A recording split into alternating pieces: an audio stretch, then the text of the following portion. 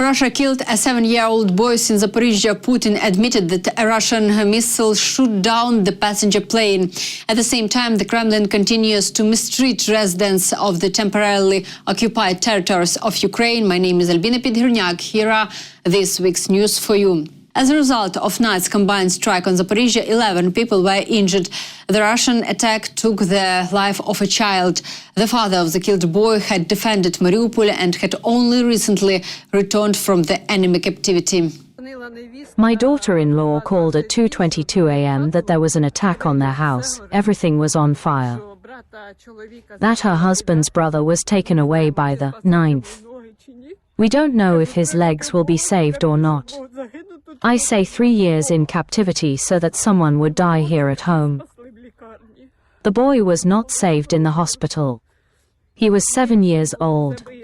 She herself has bruised calves, a slight crack. Meanwhile, the day before Putin met with Azerbaijani President Aliyev, their relations worsened, I remind you, after Russia shot down an Azerbaijani plane.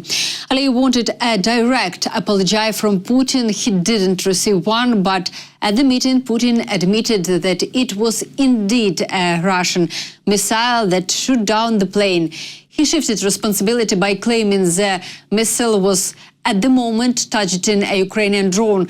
But then the question arises, why wasn't the airspace closed in the area of the incident? Let's listen to what the Russian dictator said. Ukrainian drone. We drove 3 such drones at once, which crossed the border of the Russian Federation at night on the day of the tragedy. And the second reason is technical failures of the Russian air defense system itself. And the 2 missiles that were fired, they did not hit the plane directly. If this had happened, the plane would have crashed on the spot, and the explosions may have been self-destruct, a few meters away, about 10 meters away. And therefore, the damage occurred, but mainly not by striking combat elements, but most likely by fragments of the missiles themselves. That is why the pilot perceived it as a collision with a flock of birds, which he reported to Russian air traffic controllers.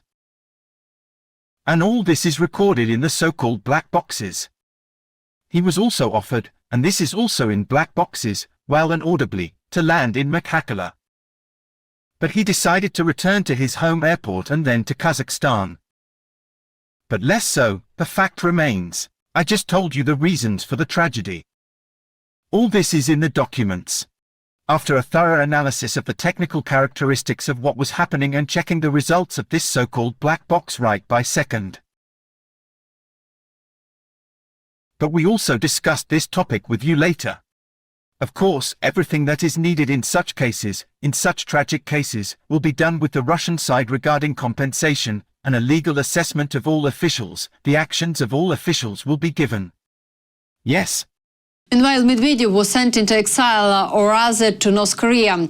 There he gave a speech openly admitting that the North Korean soldiers had fought against Ukraine, and he thanked Kim Jong-un for their cooperation. The true nature of relations between people and between countries is manifested in times of trial. This fully applies to the alliance of our countries. We are grateful to the Democratic People's Republic of Korea for its strong support for the special military operation. Our fighters liberated the Kursk region shoulder to shoulder. This feat will forever remain in our hearts. Yesterday, the European Parliament proposed giving Ukraine the ability to strike targets inside Russia without limits. This refers to long-range weapons. People in Russia are really afraid of such a development. In particular, on his show, the propagandist Solovyov again threatened that Russia would allegedly use nuclear weapon if Ukraine is given Tomahawks. Isn't Tomahawk a nuclear weapons carrier? At the same time, unlike the F-16, which can carry missiles with a special charge, the Tomahawk is already the very rocket, the launch of which definitely, well, let's put it this way, sharply increases the probability. How can we know what kind of warhead is there? Therefore, by the very fact of launch, in theory, since this is a strategic weapon, our nuclear doctrine of retaliatory counterstrike is activated. Think so? Humanity will cease to exist at this point. I guess, but we will go to heaven, and they will just die. But of course, Now we have people who say, well, listen, but to hell with her, with Ryazan. Well, Europe will live America. Well, is that so? They're wrong. Well, is this a reason to? This is not a reason. This is inevitable. Why such a world in which there will be no Russia? Former Foreign Minister Dmytro Kuleba posted a video on his Instagram where he clearly explained how Putin will act next and whether he can fight two wars at the same time. Dmytro Kuleba is convinced that yes, but this will be wars of different intensity. Will there be a war on the territory of the European Union? My answer is as follows. If everything moves in America, in Europe, in Ukraine and in Russia the way it is currently moving, then Putin will attack. It will attack one of the EU countries and, accordingly, one of the NATO countries. But you don't need to look at it apocalyptic from the point of view of the consequences for Ukraine. Ukraine will continue to fight anyway. In any case, Ukraine will enjoy support, even more. Therefore, the main thing now is to strengthen yourself from the inside, become more effective and stronger. And in order to be able to defend yourself. And then, as they say, how the historical map will lie. The second question that is asked. Will Putin go against an EU country after he stops in Ukraine? Is he capable of waging two wars in parallel? I believe that he is capable of waging two wars in parallel, but wars of different intensity. To have such a war in Ukraine of such intensity and somewhere else of the same intensity, he is not capable of this now. But he can shoot drones in any direction, and he is also capable of allocating a division for ground combat operations. And such a local conflict will protect him, in fact, from, say, an unacceptable escalation. Well, in human language, I am alluding to nuclear escalation, because no one will respond with nuclear weapons to the actions of conventional armed forces. This must be taken into account, because earlier the analysis was that he should first end in Ukraine, and as long as the war continues in Ukraine, he will not do anything in Europe. Given the increase in the production of weapons, and, unfortunately, it will be able to move along parallel tracks. But I emphasize once again that these will be wars of completely different intensity. However, Putin will fight until the end of his days. Obviously, these days will coincide with his last days on Earth. Why? Because it's just very convenient for him to actually lead the country in a state of war.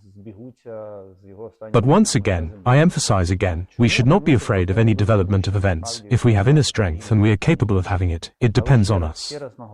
Next, I will show you how the regions of Ukraine occupied by Russia are living now. Donetsk, which was once a modern and developing city, is now simply neglected by the occupiers. After seizing the territory, they are only mistreating the people who live there. There has been no water in Donetsk for several months. Now people are trying to cope by collecting rainwater.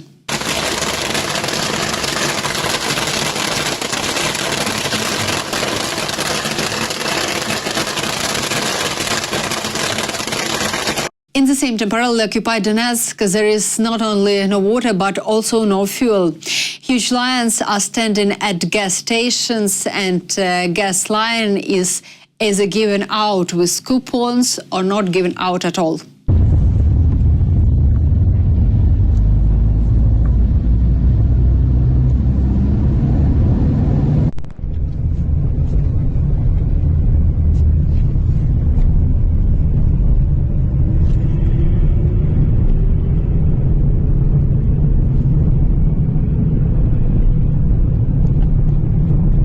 Dear viewers, thank you for watching this video. Give it a like and leave a comment. I will be grateful for your activity and communication.